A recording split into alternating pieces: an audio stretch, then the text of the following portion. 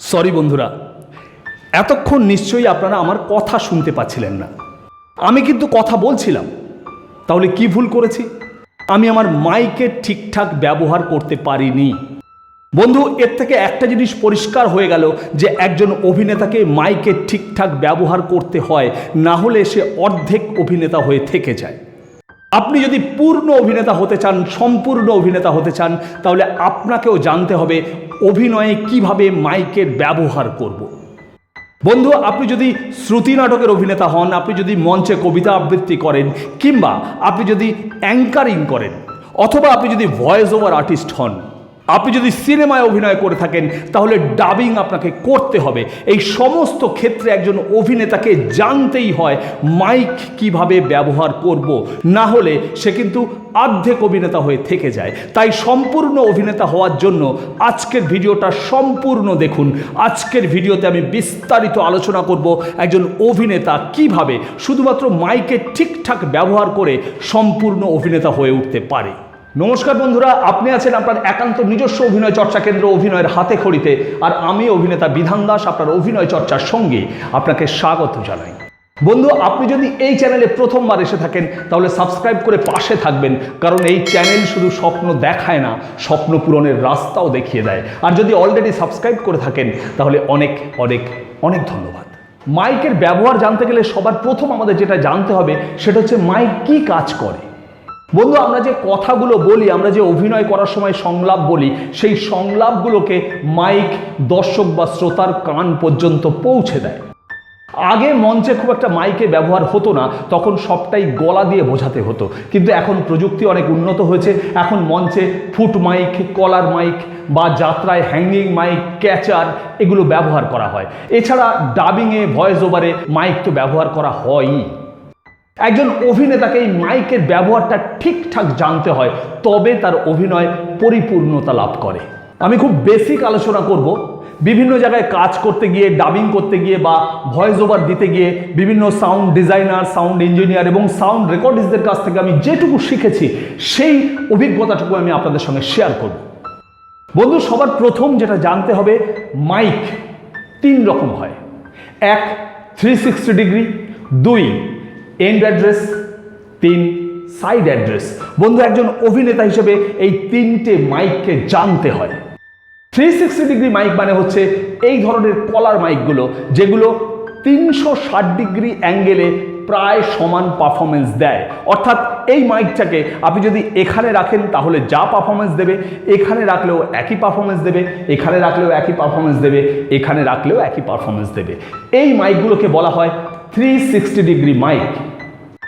এরপরে যে মাইকটার কথা বলবো সেটাকে বলা হয় এন্ড অ্যাড্রেস।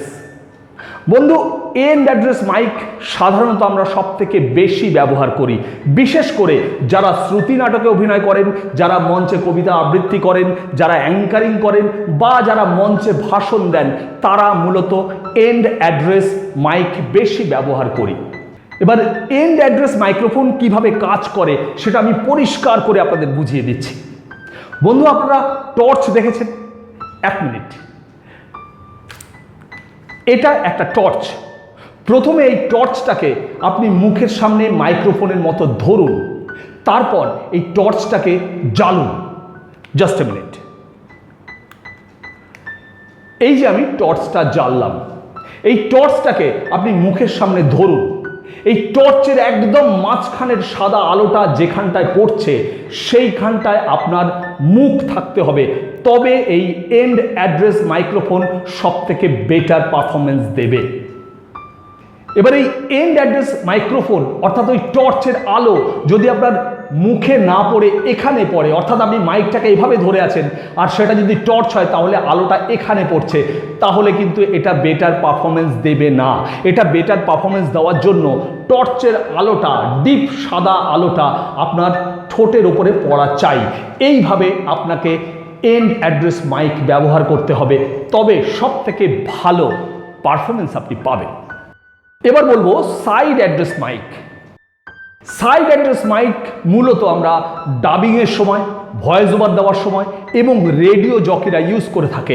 দেখতে খানিকটা এই রকম হয়। এই সাইড অ্যাড্রেস মাইক্রোফোন কিন্তু সাইড থেকে বেটার পারফরমেন্স করে, সামনে থেকে নয়। যে কারণে আপনি যখন ডাবিং করতে যাবেন, আপনি যখন ভয়েস ওভার দিতে যাবেন, বা রেডিও জকিরা দেখবেন যে মাইকটা ইউজ করছে সেটা এরকম দাঁড় করানো থাকে, আমরা পাশ থেকে কথা বলি। এবং এই মাইক্রোফোন সব থেকে পাওয়ারফুল এবং বাইরের নয়েজ কম টানে, অর্থাৎ আপনি যে কথাটা শোনাতে চাইছেন সেই কথাটাই মূলত শোনানো হয়। আর এই ধরনের মাইক্রোফোনের সামনে একটা গার্ড ইউজ করা হয়, যেটাকে নয়েজ গার্ড বলা হয়, যেটাকে অনেক সময় বলা হয় পপ শিল্ড বা পপ ফিল্টার, অনেকে অনেক নামে ডাকেন। এই পপ শিল্ড বা পপ ফিল্টার আপনার অন্যান্য নয়েজকে ভীষণভাবে আটকে দেয়, ফলে এই সাইড অ্যাড্রেস মাইকের পারফরমেন্স সব থেকে বেটার। আর সেই কারণেই সমস্ত প্রফেশনাল জায়গায় সাইড অ্যাড্রেস মাইক্রোফোন ব্যবহার করা হয়।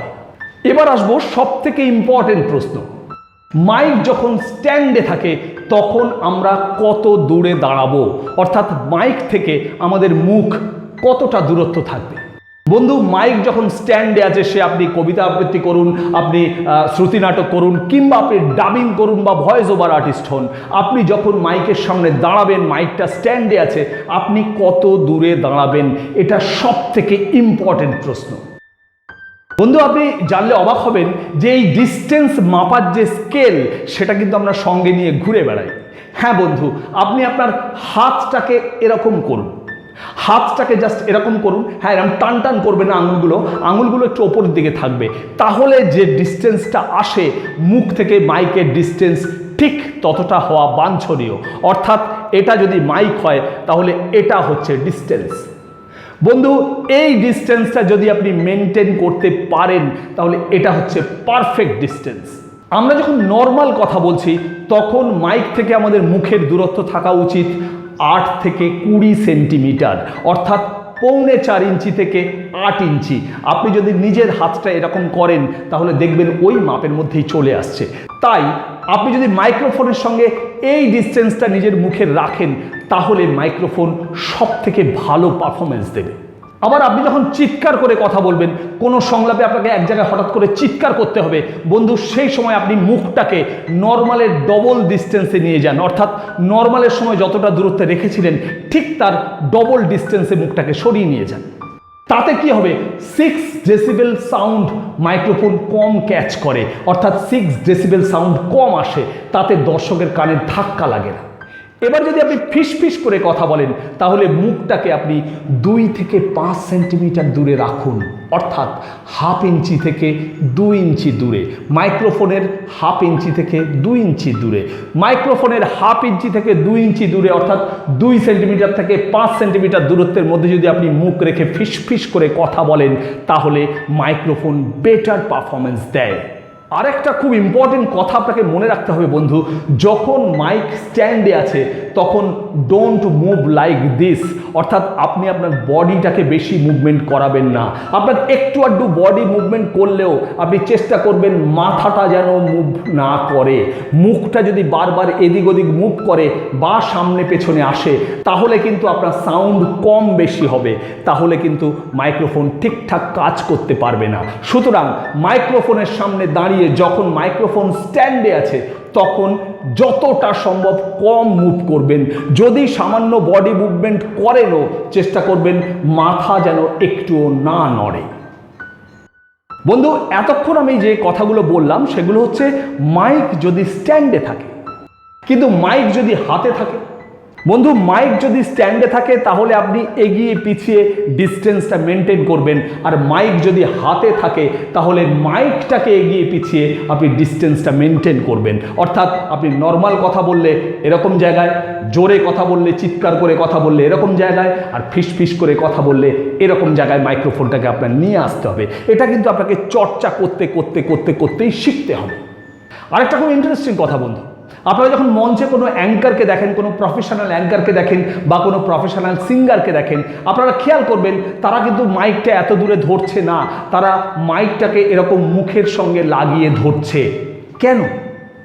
বন্ধু, মাইক্রোফোনটা মুখ থেকে যত দূরে থাকে আমাদের আওয়াজের যে বাস বা বেস সেটা কম হয়ে যায়। মাইক্রোফোনটা মুখের যত কাছে যাবে তত বাস বা বেসটা পুরোপুরি পাওয়া যায়। এই বাসটাকে পুরোপুরি ইউজ করার জন্য বা এই বেসটাকে, আপনার ভলিউমের বেসটাকে পুরোপুরি ইউজ করার জন্য মাইক্রোফোনটাকে মুখের কাছে ধরে। কিন্তু এখানে একটা বড় রিস্ক আছে। আপনি ফ, ভ, ঝ, ঢ এরকম দীর্ঘ প্রাণ বর্ণ যেগুলো আছে সেগুলো বলার সময় অনেকটা হাওয়া একসঙ্গে বেরোয়। সেই হাওয়াটা বেরিয়ে বক্সে বুম বুম করে আওয়াজ হয়, মনে হয় যেন হঠাৎ করে অনেকটা হাওয়া এসে মাইক্রোফোনে ধাক্কা লাগলো।